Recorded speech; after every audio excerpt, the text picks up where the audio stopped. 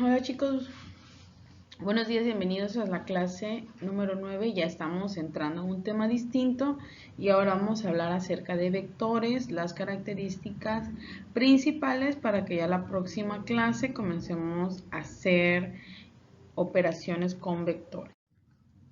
Muy bien, entonces vamos a hacer memoria y vamos a recordar los dos tipos de cantidades físicas que podemos utilizar. En este caso hemos venido hablando de las magnitudes escalares, que es un módulo con una unidad de medida. Un módulo se refiere a un valor numérico y se operan de acuerdo a reglas aritméticas, simplemente mediante suma, resta, multiplicación, división. Son las unidades de medidas que podemos, las operaciones que podemos realizar.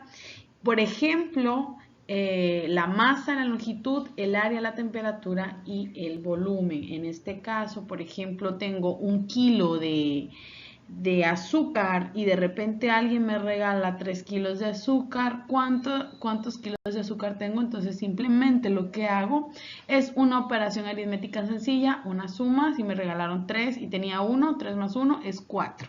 La respuesta siempre va a ser la suma, la operación más la unidad de medida sin nada más que añadirle, como lo hemos estado viendo y como ya lo conoces.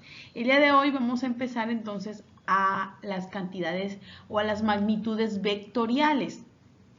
Llevan un módulo, o sea un valor numérico, una unidad de medida también la llevan como las escalares, pero en este caso le vamos a agregar dirección y sentido. Y las operaciones tienen que ver mucho con la geometría. Entonces, esta materia y la que estamos llevando al mismo tiempo te va a apoyar y vas a aprender a resolver operaciones de vectores con la ayuda de geometría. ¿Ok? Muy bien, ejemplo, puede ser la fuerza, el desplazamiento, la aceleración, el campo eléctrico y la velocidad. Muy bien, vamos a continuar. Aquí tengo un ejemplo, magnitudes vectoriales solamente tienen un valor numérico y la unidad de medida en las escalares. En el caso de las unidades, voy a activar el puntero de las unidades de las magnitudes vectoriales, tienen dirección y tienen sentido. Por ejemplo, el desplazamiento de un carro, el desplazamiento de un avión tiene un sentido y también tiene una dirección, ¿ok? Bueno, entonces vamos a ver cuáles son las características de esas magnitudes vectoriales. Ahora sí vamos a enfocarnos en las magnitudes vectoriales. El vector es la representación de una magnitud física que tiene un origen, anota en tu libreta, vector, características de los vectores. Tiene un origen, tiene una magnitud o módulo, una magnitud, tiene una dirección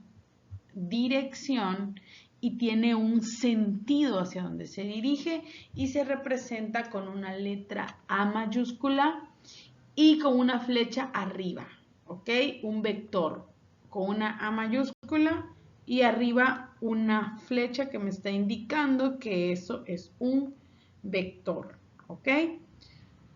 Muy bien.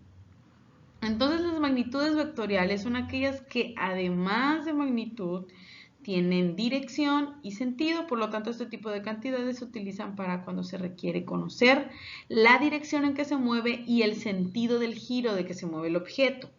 Por ejemplo, el desplazamiento de un auto que viaja a 590 kilómetros al norte, viajar en una motocicleta a una velocidad de 100 kilómetros por hora hacia Acapulco, y otro objeto que cae debido a la aceleración de la gravedad, o levantar un objeto de 23 newtons, en este caso es fuerza, ¿verdad? Entonces aquí te pongo un ejemplo y aquí son magnitudes vectoriales. Necesitamos una magnitud, dirección, sentido y también tiene un origen. Esas son las características principales de las magnitudes vectoriales. Tiene un origen, tiene una magnitud o módulo, un sentido y una dirección. ¿Ok? Muy bien. Vamos a continuar y también quiero que tomes en cuenta la importancia de conocer y recordar un poco lo que es el plano cartesiano, por eso aquí te puse estas imágenes. Entonces, el primer cuadrante se ubica entre el eje de las abscisas o eje de las X de la parte positiva y el eje de las ordenadas o el eje de las Y en la parte también positiva. Aquí ubicamos el primer cuadrante, ¿ok?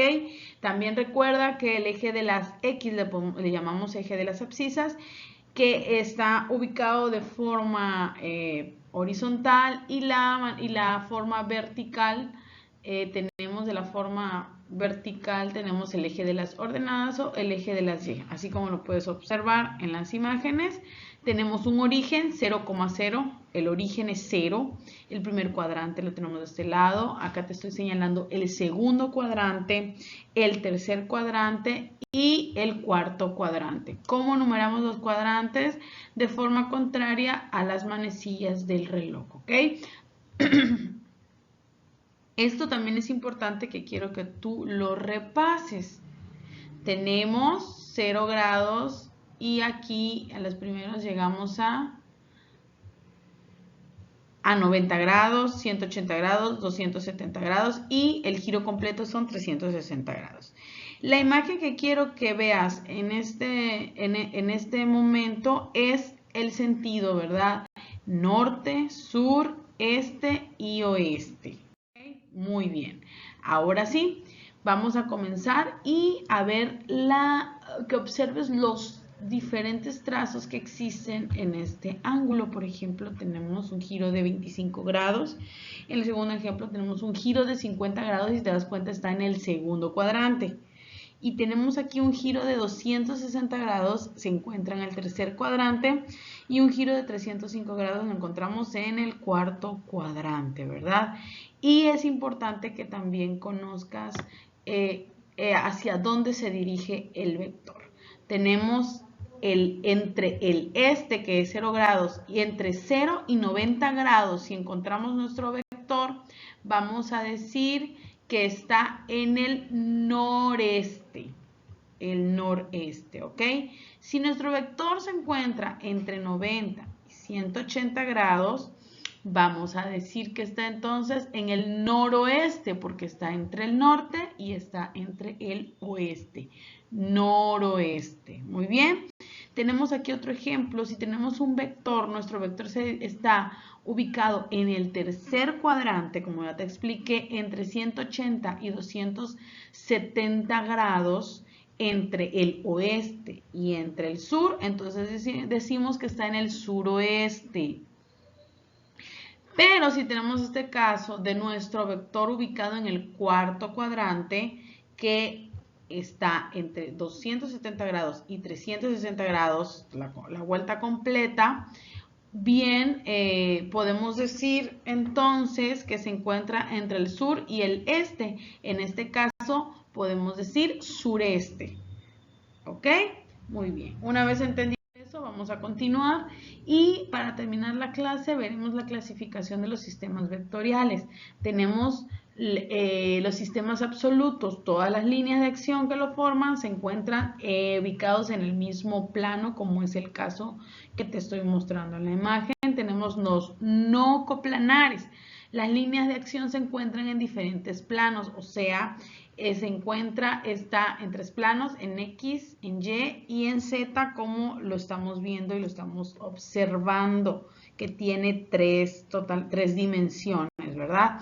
Bueno, tenemos también los colineales. Todas las líneas de acción que lo forman se encuentran sobre una misma acción, en este caso, como lo estás observando. Y tenemos por otro punto, y para finalizar, los concurrentes son todas las líneas de acción que lo forman, concurren en un mismo punto. Aquí tenemos el punto. Muy bien, entonces estas son la clasificación de sistemas vectoriales y también te expliqué las características más importantes de los vectores, ¿verdad? Tiene un origen, tiene una dirección, tiene un sentido y sobre todo una magnitud. Muy bien, la forma de resolver operaciones no es simplemente con suma y resta, necesitamos ayuda de la geometría.